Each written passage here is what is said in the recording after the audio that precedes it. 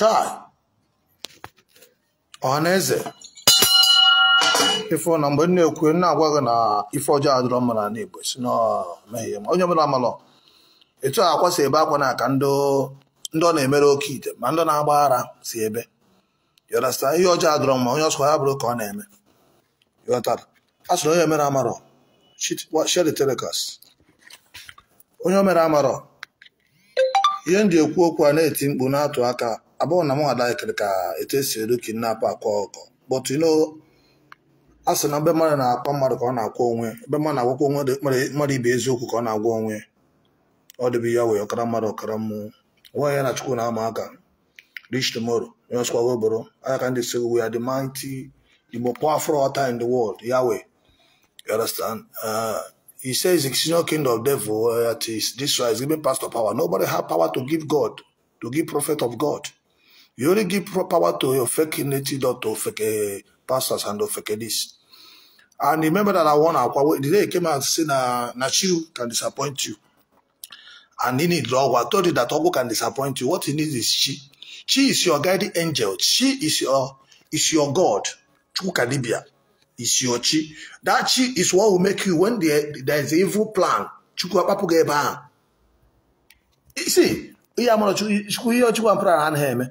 Say you know why he is. I want to catch a kidnap. He just want to prove to you that in a hand a jogo. But million will have man there is to be deceive you never believe in a notch. No, will be easy. When there's only seen dog. I have chief priest, no more deal money dot homo pastor. Nezia Kels woman. I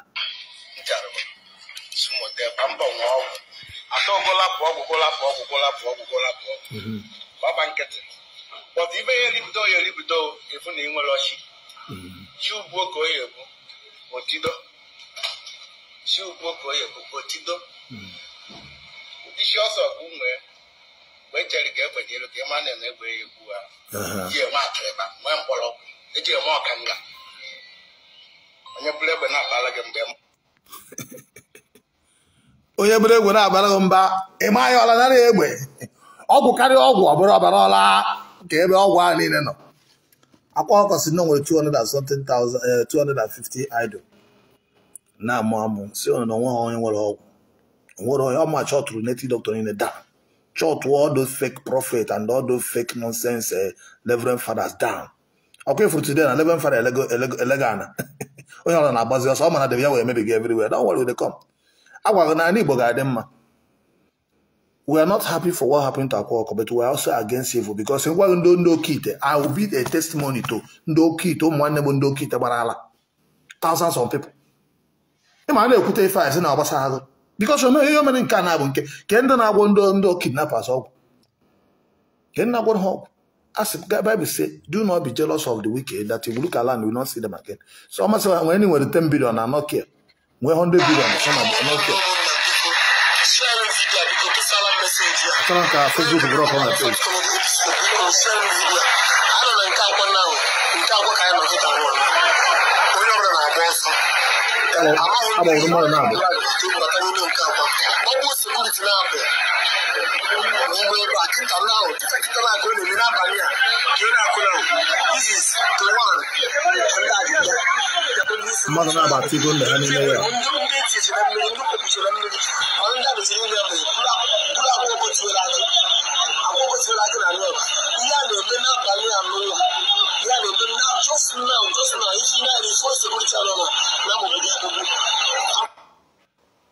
Child, I look what's in our neighbor.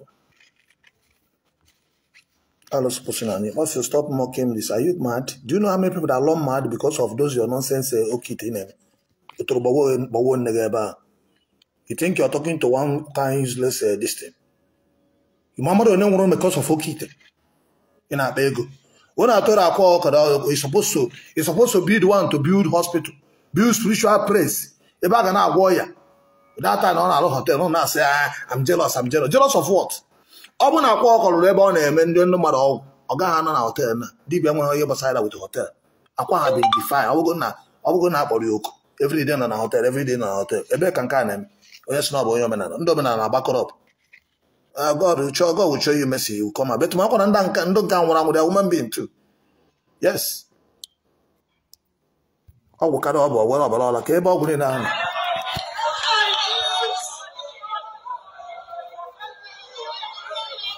Ọgwụ karịa ọgwụ ọbara ọbara ọla eji egwu ọgwụ na ya.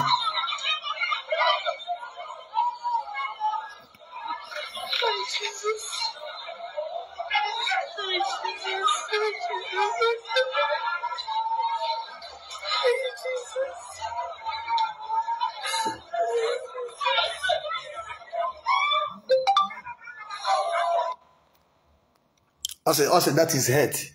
Thunder Bawogan, that's your hate. Someone that told me that is going to bring assassins for me. It's on record, I have the video. So let the assassin visit him. So come on, go inside. That is what he planned that it will happen to him. That's what God said.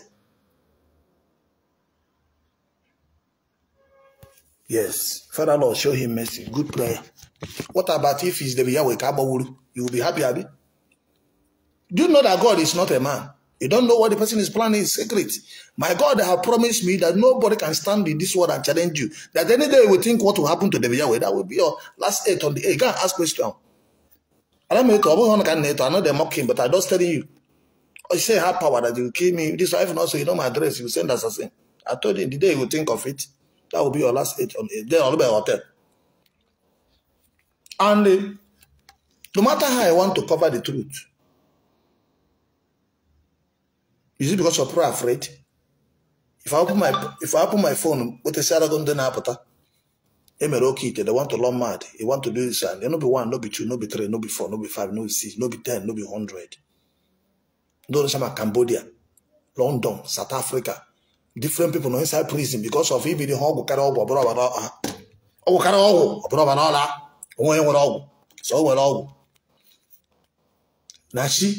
in a season now, she means Chukwu Dibia. God is a spirit that will direct you. Before something happened, the God Chineke aga popo eba.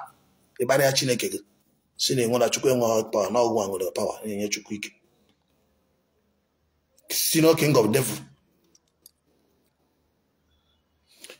Well, we are chat off. Somebody says he's not king of devil, so you should practice what he preach. I never told you that I have man has spirit. I never come to tell you and give him devil power. He says he's giving us power. He's giving God power. He has everything. That no, she have no power. Do you know what is she? She is your guardian angel. And if you want to do sham, you spoil that power, you will no longer become who you are.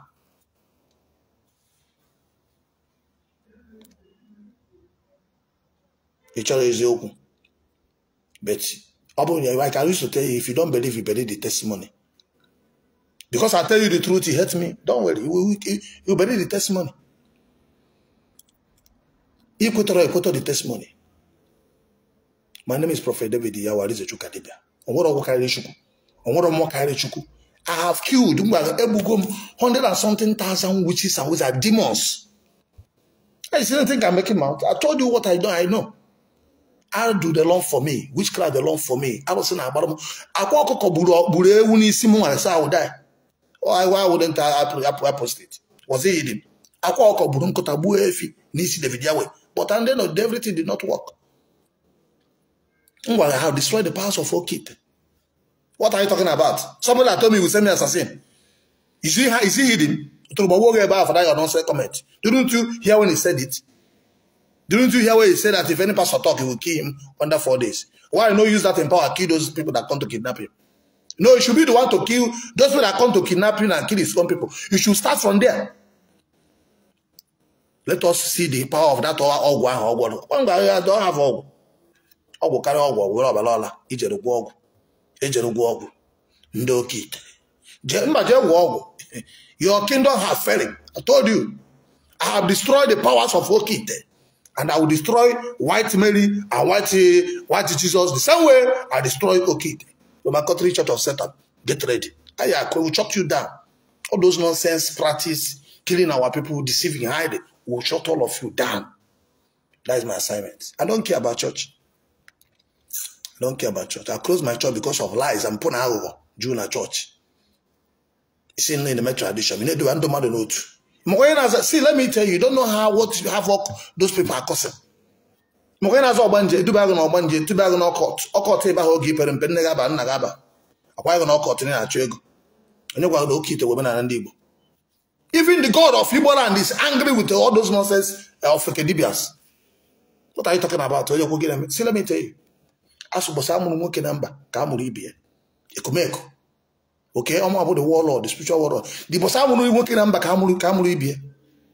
Dibia was also Budiba. Come and miss, miss. Why is the miss? Why no come miss? No, also, you know what all miss. You know that what all no, I will miss. I warned him. No one will shock you. Let me pray it again. Maybe you have forgotten. He cannot be. I don't have much Chukwu. Oh, I kill of go. Oh, what kind of Obelo Balola there? But if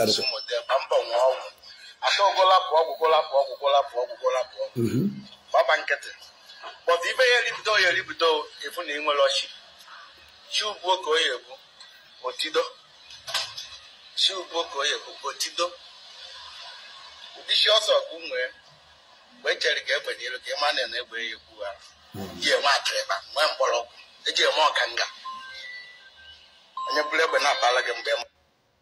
When you believe what about my name about parents, you know, as you hear what we say about you, my God, your security men, 2 people. He's back, good at his back. No, you all come on over time. Let that shame be upon him because for you that you want to go be all this, be away and be a man, came out and I hear it now. No one power than all power belong to Yahweh. Ochukwu na zomad. Onye Chukwu echelo. N'ihi na ndị nche na-amụ anya. Onye Chineke echeho n'ihi ka ndị nche na-amụ anya. Onye Chukwu echeho n'ihi na ọgwụ ahụ ya amasị ọgwụ 1 billion. Only 1 prayer point will destroy it. Bebe ekpere ka ndị ilo hapụ ichete gị. Bebe ekpere ka gị na Chigidu na mbụbọsị a ga-echete gị ọ bụrụ na ị nọ ya n'ime travel.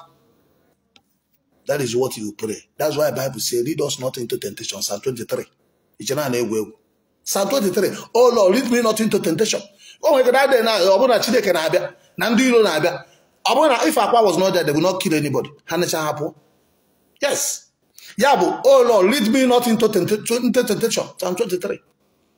That day, Akwa, one of his friends called him. Akwa, let us go to Enugu.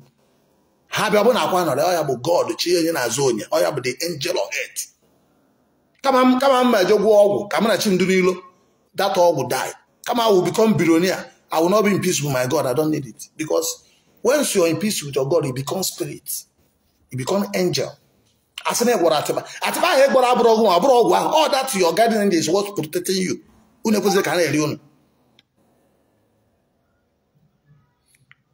and watch the yesterday video. As that video I make yesterday is what is playing now. How can a pastor go about all when Dibia will never send them mad? How can Dibia now what pastor all day now and they do proud and I couldn't go puracula, but when I plan cooler. Igbo land is against evil, and I'm against evil. I'm not against Igbo tradition. I'm not against Christianity. I'm not against Sabbath. I'm not against any show. I'm against evil. In the sense that they have not say like because Baba say I want to walk on because we dissenting. When you just watch and see, give him small time, and we understand what I'm saying. I want to finish. Can you hear this? You know, your bomb in the man no court and daughter. Only can in the man no court and do local. The same God, the same goddess. Mary and the one child they are dissenting, nothing different. I'm going to get. I can't deceive you.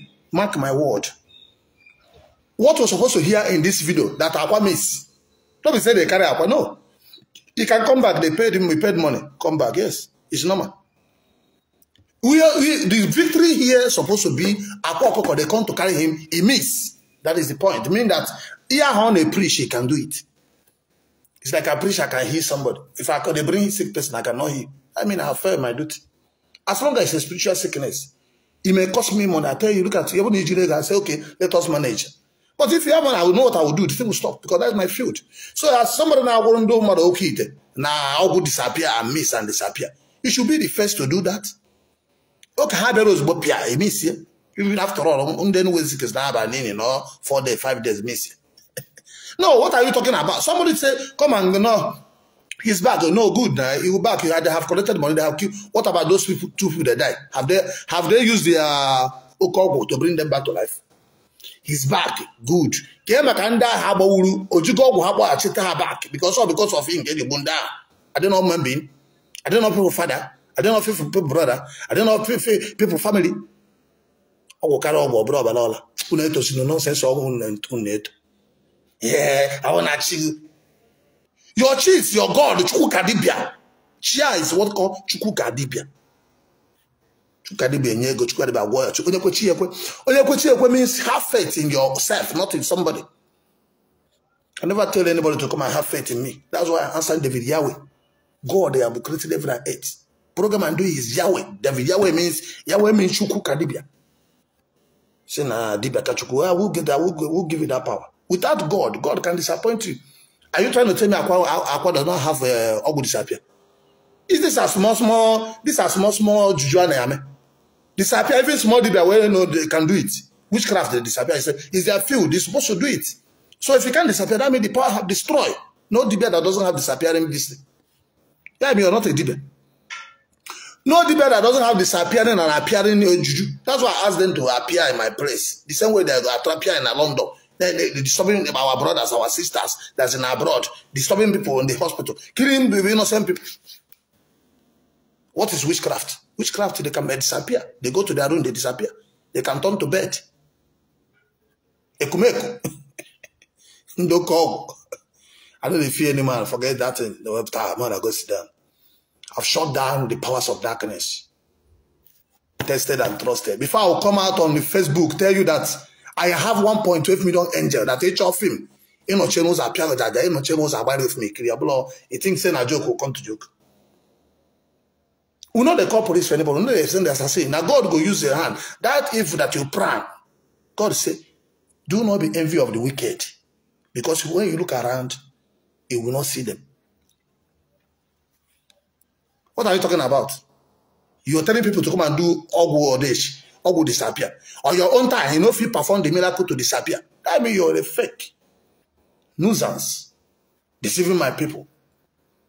Some people have wanted to give you 3 million naira. See how wicked you are. Collecting 3 million naira from people. 3 million. 3 point something. Yeah, nonsense. How much everything close? Ogu 3 million. Okay, 3 million. 3.5. Boss, I'm not about abroad. Because if some of you threaten them, they're going to fear. Hello? God bless you. Wait, I will call you. Say stop nonsense. Stop nonsense what? Thunder fight kill you and kill your family. The time Akwa come out and say he's giving pastors power. If anybody talk, you will kill him. Did you tell him to stop the nonsense? Show me where you light it and show me where you make video. No, show me where you make video to tell Akwa to stop the nonsense. You're hearing him. You're telling him, oh, you're too powerful. You want to silence prophet of the Most High God that will know that what we have done, they can't do it till you die. How many lives have you saved? How many lives have you saved? Everywhere. I was on the phone, I prayed for, I delivered more than 20,000 people without seeing me, without wasting their money, without telling them to come and pay for hotel. Just join partner, pay small money. I knew what I did it. I did it to prove to the whole world that I can be here, settle case over the whole world. Most of you people that did Okite, when the Okite is disturbing them, they cannot be able to deliver them. They will still come to prophet. It's prophet that will still carry the problem. If you know that this phone is off now,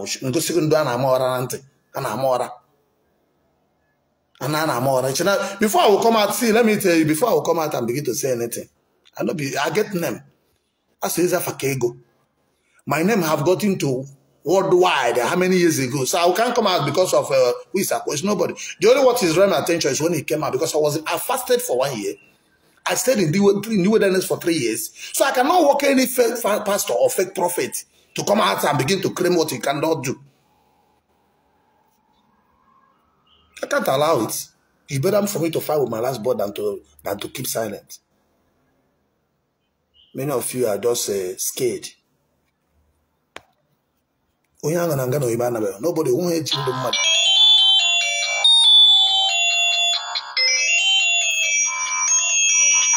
You are calling with a hide number. I don't pick hide number. Who is this? Ando Kita na pon kan ya yo. Oh my your phone, Ando Kita. Ah, with a hide number. I know them. They said they put my name in 2,000 idol. I will die under 2 months. How many years now? Going to 2 years. I will appear to go more. Appear to go more quick. I've saved over 100 and something million souls from occultic deceive and everything. You should say, do you know what people are facing? You know what people are facing. People are dying because of those nonsense. Share the telecast, share it, let him get to him. King of devil. Share it, Ekumeku. Share the telecast. On anything. Basa knows here. Let him get to him. Let him watch it in his house. Kamata Nika don't know. Jose Kerebe Kumekudu. Ogu Karago, Brabara, Babu Woman Nabana Hotel. You know, protect, you know, if you protect your people, they secure you. That means you don't have any protection. I cannot say what I cannot do. Spiritual. Akwa okay, buge finish the Yahweh. Because how can some people make mouth of when you're making mouth, you didn't know that there's the Yahweh. In a banana, my name with the Yahweh. Karabosha. I never talk about native doctor before in my life. I see your evil. I left you because I'm an only native doctor only is your own. I was already fighting pastors. When I was fighting TV, they are alive. When I fight with Ibichiri, Jeremiah, them, they are alive. All the pastors is what because they are my field. When you draw my attention, when you now leave your own side, sending a pastor, you can say, okay, so you're the pastor of people that so you're part of people that destroy my people. And I go to more Simba. You must collect. You must collect. That's why I got angry. You know, you don't know me because of my miracle I perform. You don't know me because of anything. Many of you know me because of my movie. Many of you know see what I do. You don't want to. You don't see it. You do like you don't want. It's not something. If you go to my page, you see miracles that I perform. Somebody that spent 3.something million naira. I'll be rich. I got my native doctor everywhere. No solution. But that video now, put that video. You never have watch and reach come on 1,000 to show that all of you you don't like the truth. If you go to his, you see law miracle. People have spent 12.something million going for Roman Catholic. He's a Roman Catholic member, head of Roman Catholic. Okagoma, Kotonu Gama, Dibia, Gama Enugu State. One encounter with the Yahweh. Go and watch the testimonies there. But nobody share the video. You nobody watch it because you don't want God to be glorified. If you don't believe, you believe the testimony. We have come to tell you that no power. This is the last gospel. I know they preach from the Bible. Bible is it. You may preach from Bible, because no foreign book, no doctrine, no. What I practice is Igbo tradition. Judaism is a false religion. Both Christianity, both Islam. Judaism is tradition. Tiwara. On the Roman Catholic, Tiwara. Marriage apare today. Eto akwa ko marriage bare no pastor. Can no Catholic can do level for marriage apare no ndoka. How can you be worshiping Aro Sendocha? Eputana na my ebuko bi oburu my say anybody that worshiping idol Chineke boy oko. Nka he na worship that one he na worship marry out Chineke ga boy oko na marry out. Because can you must stop all of them all. A fake prophet calling somebody fake. How will you know fake? Fake anybody that is doing evil. How can you lie to your people? Even when you know the truth. Ebukobi have got Israel to come back. He did not really separate there. I go to separate in Israel. But I better go to Nigeria, go to separate. I go to separate. I go to marry, buy Jesus. See, Ebukobi, if he be able to lead separate, because I go in Israel before him. I went to Israel with Adeboye. To Power pastors, almost 300 pastors. Yes. It's a trip. I will not in Israel, go separate, go that rosary. I will bomb my Bible. I will never answer prophet. That means I'm a fake. But then because we go in Israel, he go separate, he go Mary. He better house in daughter. That means you're a fake. Because we know no rank from Romans and Israel. Israel are people of Igbo, Jews. We are the one that own the Bible. The Bible belongs to the people of Israel. Share it, let people begin to know the truth. Yeah, but why you do my Catholic? Oh, my Catholic show me one Roman Catholic people now that doesn't go to Dibia. Go to one I'm okay, and I got address. 80% of church Akwa Roman Catholic. Ezobi Roman Catholic. Matthias Bible Roman Catholic. Mire Willow Akoraku. Only sin only sin water Roman Catholic. Ikuku nke nọ na Enugu Ezike Roman Catholic. Ezobi, Roman Catholic. So what? Okay, you also talk and what? Why is it that their Mary Hannah converted their children? When the foundation is destroyed, what will I just do? When they find out that the same thing I can how happens there? See, let me tell you, I cannot give you that I have fought with, I've killed over 100 and something thousand. Mary had promised me, if not, so let me die. I swear this is water. Mary had promised me billion. I shall allow people to be dying. While Mary, I cannot. That's your kingdom, I will destroy it. They said they will close my ministry. And they did it. That was a knocker. The church I built for. You have not seen the picture. No, the church fought. I fought. Demon was there. They appear.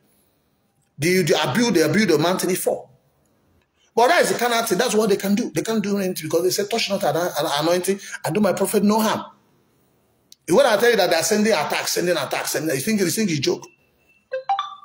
See how God do something. If you are fighting children of God, God will find. That's why if I say, I let cause. If you go home, your children will die. If you come back, your pekin will begin to see before you know it to die. Is that a cause? Because God is not a man. I can never be mocked. I don't have my aka with Chukwu. Chukwu Dibia. I don't have my aka. Chukwu Dibia. You just put on a Chukwu Dibia. You just one up. I speak a devil. You just put on a Chukwu Dibia. You put na Chukwu Dibia.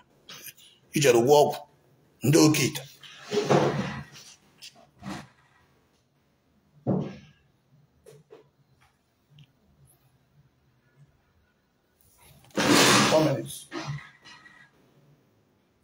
Bluetooth mode.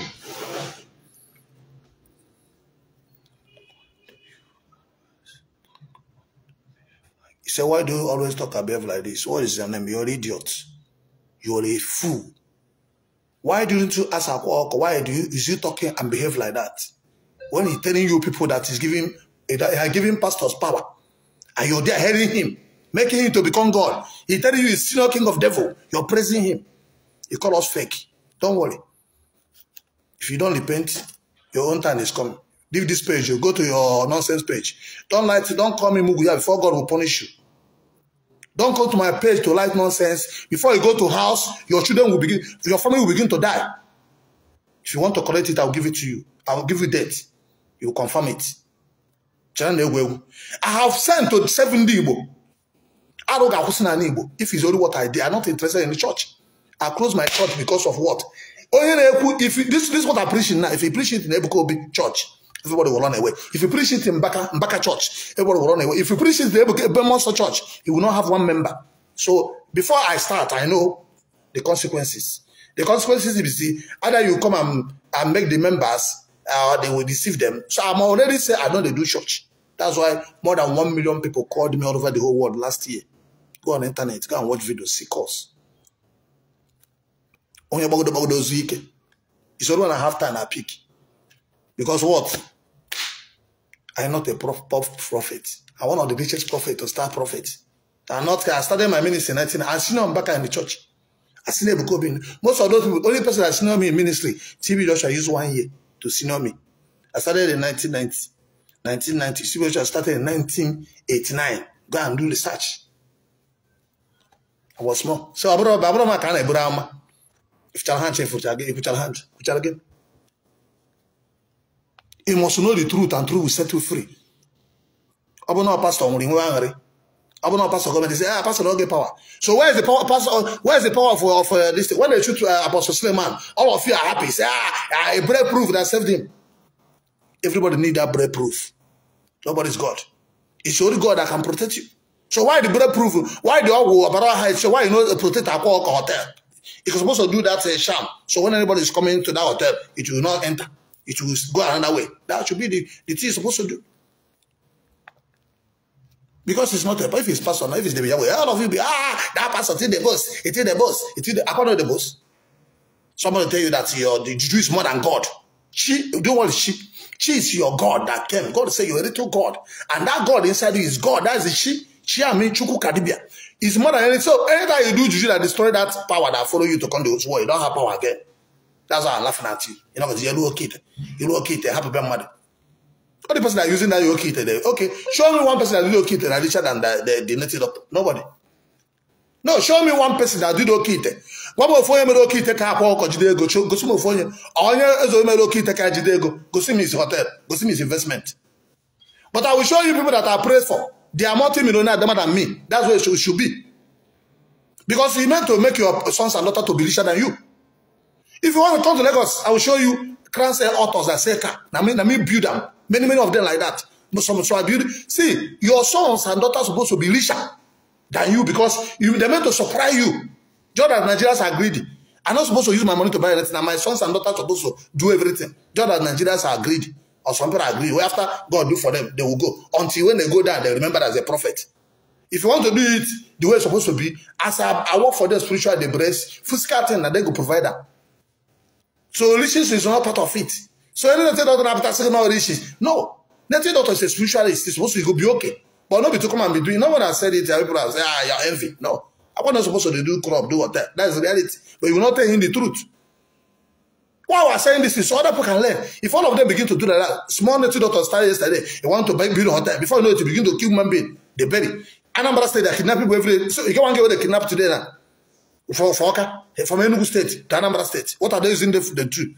Okay, I'll show you why in Enugu. You know, once I kidnap, shall we go? Oh, I can't go for police or boss. Go on the internet. Only last week, more than 10 people have been kidnapped. See one that they kidnapped in Imo State. I pray for the I see that one. The other one for Enugu State. One again for Enugu State. For Enugu State, in Oka, this morning, I was seeing that video this morning. I've done download it. Udo State, just share, you will see it. Udo State, a girl from Enugu State. Teacher had her own teacher. His own teacher carried the girl from school. How will you know? Oh, I be see go school, they miss. If you don't kill the girl, cut and use and do a kid. A girl go crop, he pick money, he go fall inside, the girl go die. They say fall inside this. He fall inside where? Why the security people know they fall inside the well? Where there's light, the girl know they see say this thing there. The other fool say, yeah, but all go agwa. Oh, we go more than that all go actually. If the girl, if you want to go to my page, you see it. In case you watch all kids, I say I'm not going to do with anyone, and one way, share the telecast, click love and the like. Stop putting all this up here. Except you don't like the truth. And if you don't like the truth, you will correct it on your evil days. It's coming. Because the Bible says, he that covers the sin will not prosper. Only if he got half. He gets so. He gets so. He will give away. He will follow correct it. And your evil is evil. Whether or who is doing it. If you see the one I'm doing it, evil is evil. I'm not the pastor that tell you I don't collect money. I mean, I collect money. I'm not the pastor. I don't get church. Only way I can see to do the movement is covenant. You join partner. That is where. And I will not collect big money. Small money. Take the money. But I cannot deceive you to come and tell you, I'll give you prophecy. Your mother is dying. Go and sell your house. Your father is dying. Go and sell your house. You come and do drug. You have a pastor praying for drug people. Praying for racial people. Praying for, why wouldn't that pastor have money? The same pastor I tell you, say, I know they collect money. 3 years ago, that person will get seat. You don't get land. Today, you don't get land. I want over 2 billion. How did he get it? Is he not a ritualist? Is he not a this thing? Now, so they make money. Call the pastor, call the Indo native doctor. If we receive, God will put you to shame. Yes, it's God that put you to shame. Because Emaroye Kaganaka, Adam Chukwu, Adam Mamuaka. Pericom Masiru, Omi Fetch the Kogu, Makara Chukwu Dibia, one doya, Omabu, Alice Chukwu Dibia. Tested and trusted. They pray the show. How can you come out and make Chukwu? Yes, who know? He came out from Church of Satan. He came out from the Roman Catholic Church of Satan. Christians, full Christians, brand what Christians who don't know the word of God because of what? He's back. Was he supposed to remain there before? Us is back. He's supposed to remain there before. We are praying for you to go and come back, but let him know there's no power in those things that he's using to make mouth. The example I don't know. The example Chineke want to let him know that Akwa get chegara. Akwa you mecha chegara do Bible. You get mecha chegara yes one chegara. All the will say come and carry come that be room ogun that you can go no. Ogun carry ogun. Obro balola. Akwa go put that above and tell me the day I will come and carry those juju and maybe a king one on.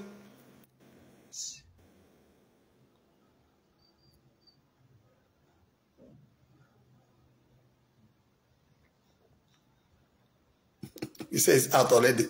But I could go there last year.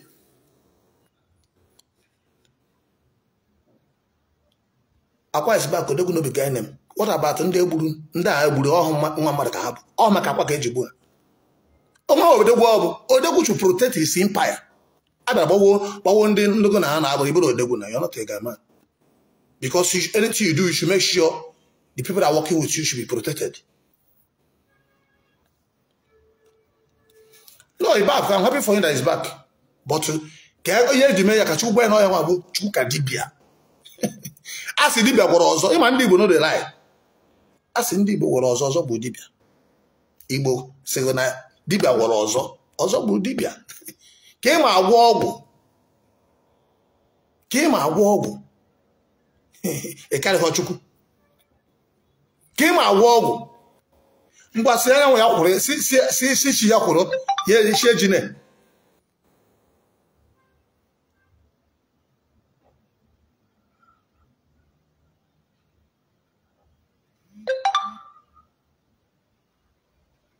So say he sacrificed them. Chukwu akwana yakona. See, let me tell you. No matter what you are, no matter what you do, see this tomorrow. If I open my back, I will show you bread. If I finish, I can't say this life. No, nothing down. If I open my back, you got free Bible. It's close blend the buyer. Nobody will see here. Okay, that's about 2006. That's why I know that this life is vanity upon vanity. I shared 10 buses one day that worth over how many million to my drivers. That's why I started charity. I spent almost, in that program, I spent like 10 million. Because I said, okay, so people for eat this morning now. My brothers never eat. And they never said they know they eat. But I said, no. And I call them, I have 60-something staff that are working with me. Don't know more than 60-something. You better office, you better a government house. Ask people. Okay, imagine when I have 20 boss, 20 driver, 20 secretary. Not be 40. Not be 40 people. I know they talk about people that are working on commission. I know they come here to take frog.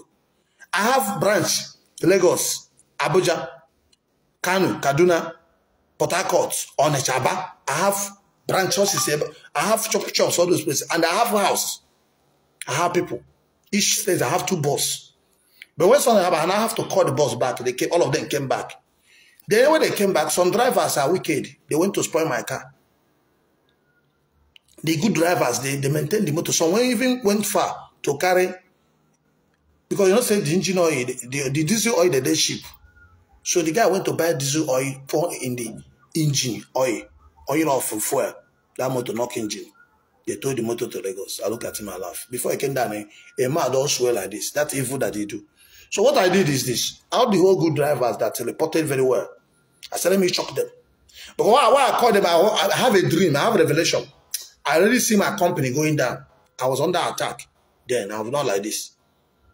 That's why I tell you that we are prepared very well. Only been for 2006, almost 20 years. Okay, how could go more, but about like this. Not because of Akwa or something, because of myself, because of the battle, because of what I've seen, because of God love me. I would have died. So for me to say now, you want to kill me, you're not killing me, because I've done many things. What I've done now, I've made a video, more than 2,000 videos. That video will speak for me in next 100 years.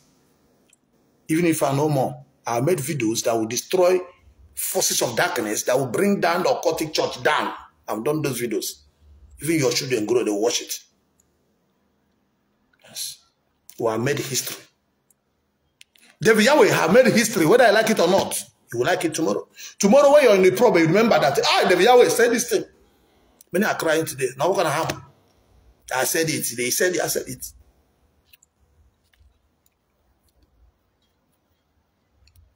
Akwa now will stop going to that hotel. Wash. Because I told you that time, I said, this is what you're doing. It's not part of your work. Me, you see, this was I am before was a hotel. I know they tell you, I know they can't lie to you. Here I was ask people where in Lagos. Here I have a place, here it's called Iron Capital Hotel. When I start working for God, God told me, it can't be working for me and be doing, hotel, I will lodge. Kidnappers will lodge. Thief will lodge. Prostitute will lodge. So you're promoting immorality. You're promoting immorality. You're not bringing good to our community. If it's now that time, go and watch the video I made that time. Not that I'm envy. If Akwa have done something like hospital, spiritual hospital, if Akwa is making 1 million every day, we're making like 3 million. Instead, if you do it, collect money. You know, our problem is this thing. When you do something, people will say, you're collecting money.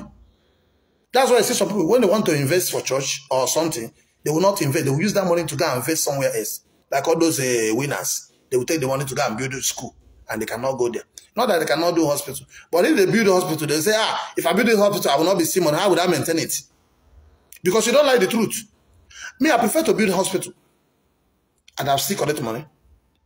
I'll make sure the service is centered, because if you don't collect money in some certain things, you cannot maintain the people that is working there. You cannot maintain the standard. They will leave. But if they go government hospital, they pay. If they go private hospital, you pay. Why church go open the one where they say they go subsidize the thing, you no go pay? You go pay. If I have money, I want to open free one. But instead of if it's individual, you can do it and still make your money. Don't know about we just sell for 500,000. 1 million, 1.3 million. This gear that I've Alex from, they gave one somewhere before. Only for his leg, they asked him to pay 1.6 million. Traditional place. So I said, it's too much. Why? Why? He now went to where it was in Udi. They collected 500,000. That gear I will less money for. Don't know about. If you say you no go pay, go your own way. It's what you pay that 500 and something thousand. Did you give the money to me? I was even the one that supported the movement to make sure she's okay. But that's the man's office. So if you tell him not to collect money, come and do it.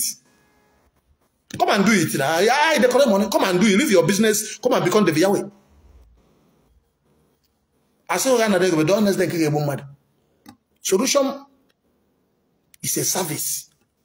Anybody that offers solution is, I'm not against collecting money from Okit or something. They can collect. Somebody use 10 million, go do juju. Grab a yacht. Or that's your own business. But no matter how much you spend in the kingdom of darkness, the prayer of God, if you bring that case to me, only one prayer I will do. That prayer, that juju will spoil.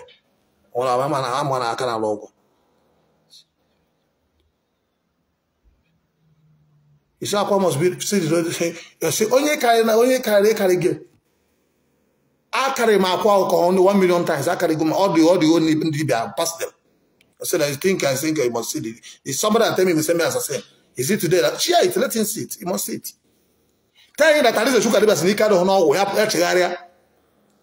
Tell him that the Yahweh or Karama or Karamo see how to see Joe Guton, yet deceive the woman 19. No, Wabro men are neighbor. If you Kusana neighbor, you actually do. I know they hide in my anything I say. What I say is I'm sure of what I'm saying. Before I told you that okay to remember when I'm about that time, when you see that snake show me about it. Snake that killing people, witchcraft. Muhammad spirit that combined together to become one to turn to Okite. This is my phone now that I want to on before. Or no agree on. Me pengo saying do Okite. Made deliverance. There are thousands. Some of them now today at least they are alive. For them not mad. Many of them today, they can't do anything. Many of them that do business, their life don't scatter.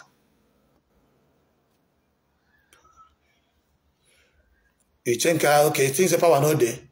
How many challenges you think say I don't challenge? No, which Dibia I never challenge. Even when you say Jesus, when you through Jesus. What thing they do? Now you can't, they try their power. They have power, but it's small power. The only thing they make them, they feel they have power. They have deceived people. Do you know that I've not collected 1 million for somebody before? Since I started this, I've collected long time ago, but since I started, I'll just try to pity for people.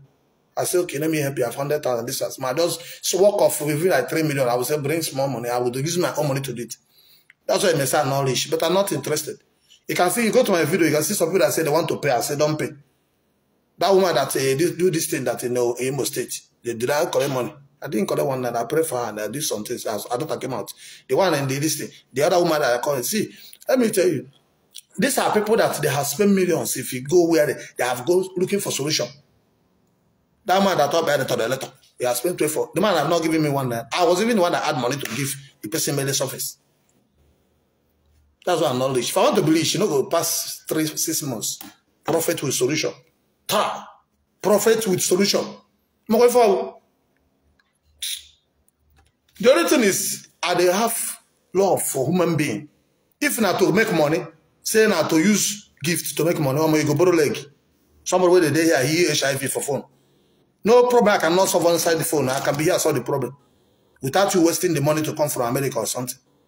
Which I know if you ask you to come, you spend like 2 million. If you come, you pay for flight, you pay for hotel. Add you go spend like 3 million, I will be here. But such time I will say bring money for Saraka 100,000, 150, 110. So this one, you buy biscuit, buy million, and manage. Hoping that after God bless you, you come and do Thanksgiving. Most of them are them house.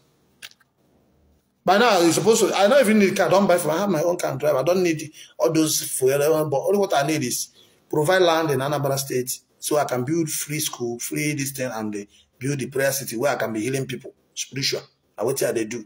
Anything that hospital cannot cure is what I do. But don't come and be manipulating me. If you come, you make promise. Say what you go do. Provide the renting money for the Saraka. Any prayer I'll offer is Saraka. Because I started in 2006, so I cannot see you to change it. If you don't like it, go to your church. I know they call you to come to my church. He said, look at you, not even AC. So who will give me the money for AC? And the woman where they lost for him picking go pay for the AC. Oga, let me tell you, AC is not my problem. You can see no AC here. See AC. Not connected. Because I'm not interested. when somebody come, Oga, let's go see that. See AC and I show you. This is no AC. It's somebody that one of my sons came. He said, oh, let me buy AC. I buy AC and put it here. Yeah, I've never fixed it. So relax. Your own is the problem, is your own is your problem. You're talking like big man. Well, if you go to where you are now, you're living inside ghetto. AC is here. You know that you need to connect that. There's no AC, I never connected it. So leave all those kind of things. I'm not here for live fake life.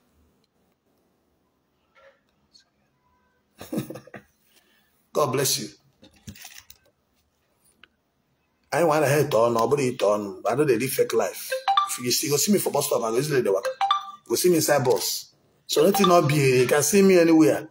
I know if I want to enter flight, I enter.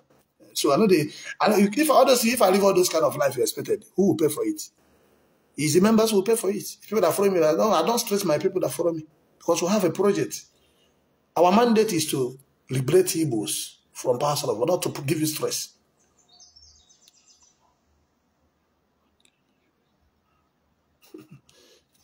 Stop bragging. Okay. Now I want to do your work. When I want to security, when I want to kidnap I'm not going to kidnap. See, everyone cannot. If everyone like you, that means you're a fool. I don't want everybody to like me. Did all of you like me? That means what I'm saying does not make sense. Because why he hates it, he say, truth is bitter. Tell you hear it. Truth is bitter. So anytime I start saying something that you love, all of you, that means there's no truth today. Because you know that white people came, they will deceive you. Give you another thing. You believe, oh, this is very nice. How will you know that Jesus was a black man? For over how many years you have been bowed down to fake Mary, fake Jesus? All of a sudden, just last year, because of the Yahweh, you now know that Jesus was a black man. And many of you have not believed. Many of you are still going to bow down to Mary, bow down to white, bow down to white Jesus or white Mary. Here are them. And he will shout, say, hey, anybody that doing idol, anybody that doing idol. Idol is idol, whether it's a white idol, whether it's black idol. He said, okay, he's not he's a Hannah worship. He's a mother Mary. You are calling Mary. He's the spirit of death. Is Mary God? Is Mary God? No. Pray to Yahweh. Pray to Chukwu. Pray to your chief. If I tell you now I'm Jesus and I'm fire, you take offense. Hello? Hello, good afternoon. Afternoon? Sir, I just saw your number on Facebook and I decided to call you, sir. Okay, please come here later. It's your God, who is your Lord model? Okay, let me tell you, my Lord model is God because human being had disappointed me. Okay? My role model are people that they see that are born their things. When I was growing up, I was fasting, praying. I want to be like Tiwara. I want to be like this one. I want to be like Buchida. I want to be like Jem. I want to feel like. I later came to close. I became them. I became their friend. When I went into deep, I found out that all of them are inside ground. They're worshiping Marine Kingdom. I said, shout, God. Chief Judge attack me now. They attack me. That thing I said it to save the people, but you know, I'm not popular then. And Facebook shut my page. I said, no problem, we are coming. So again, the thing affect me, this thing. People now, everybody stop following me. I said, okay, no problem. But what I know, what I saw is what I say. But as I noticed, I said it there that Chief Judge will die very soon. You know, these 2 years, a year prosper. The man go. Because he cannot fool children of God. He can't fool children of God. I told you that maybe I lost in daughter. Now maybe I will destroy Mary and send it to Europe. I've destroyed many. I destroyed White Jesus also. I've destroyed it. They're going to Europe very soon now. He come to even shame. It will be ashamed to have that statue in your church where the whole world have rejected it. When you already know the truth that Jesus was a black man, was a Jew, and you are still bow down to that man. Very soon you see them, they begin to.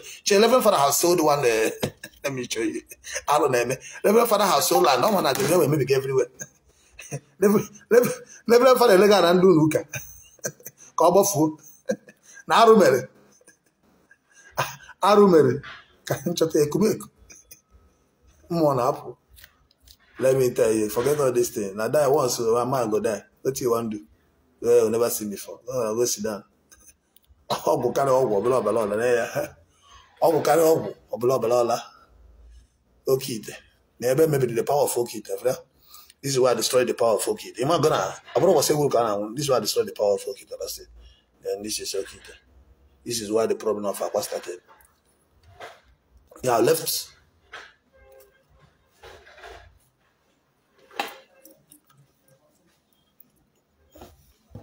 God bless you.